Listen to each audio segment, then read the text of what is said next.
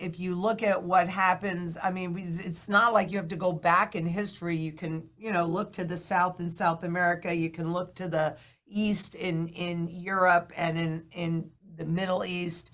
And you can see that what happens is that when people cannot feed their families and they become hungry and hopeless, they make choices that they would not otherwise make, and all confidence in the system and in those that are ruling the system is subsequently lost. We need a revolution, and we need to come together in community to support each other and to say no, because the reality is we vote with our wallets. If anybody thinks that we actually have fair representation in our governments, I mean, think again.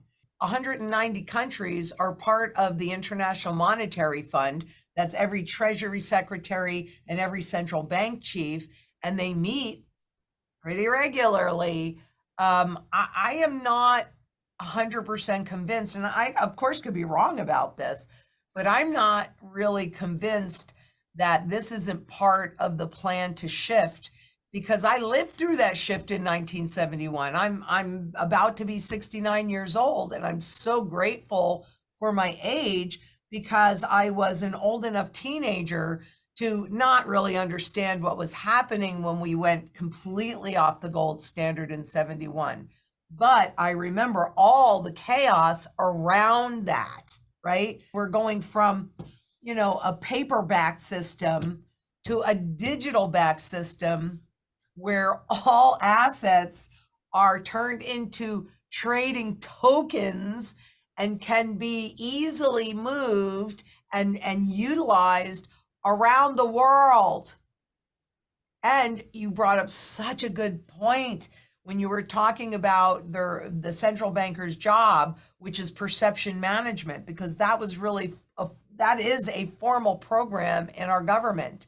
And we are a consumer-driven economy because we are 70% of our GDP is consumer-driven, right? So we've been turned into that.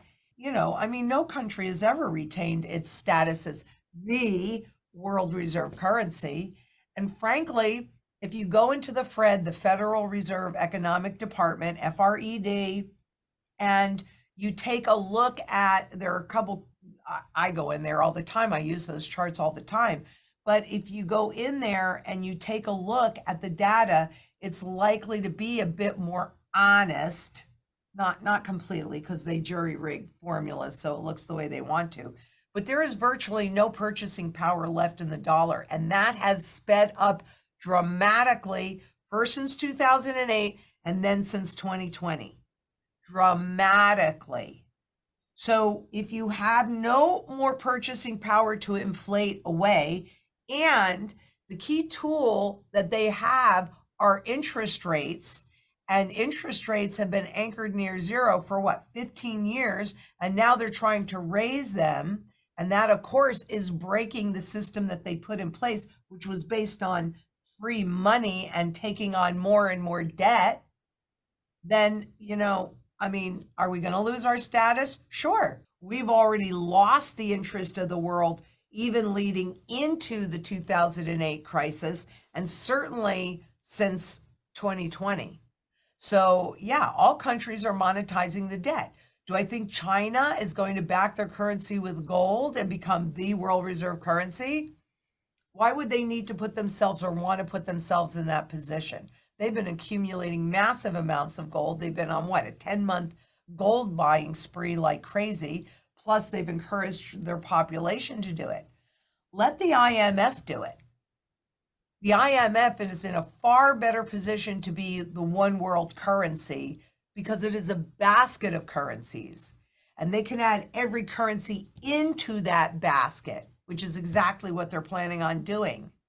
So again, then you end up with a local currency, the US dollar, a digital dollar, but then you have this layer of one world currency that's all in charge. It's all in charge by the IMF. The IMF is in complete control of the global monetary system.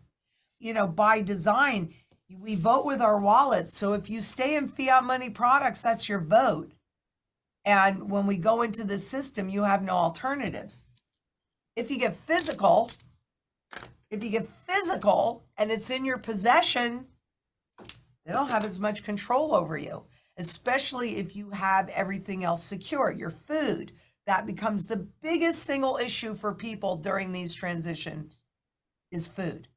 So grow a little food, put some long storage back, depends on your circumstances, what you can do, get involved in a community garden, build your community, get to know your neighbors, get to know your local farmers, ranchers, etc. Create those relationships so that you can weather this storm, because you can't count on the government to bail you out.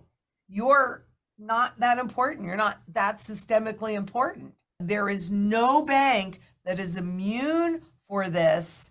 And you had Jamie Dimon come out and even say, I think it was just yesterday or just recently, that the markets aren't ready for a 7% interest rate rise. So, I would agree with that. I don't think the markets were prepared for a 5%, and we're past that now.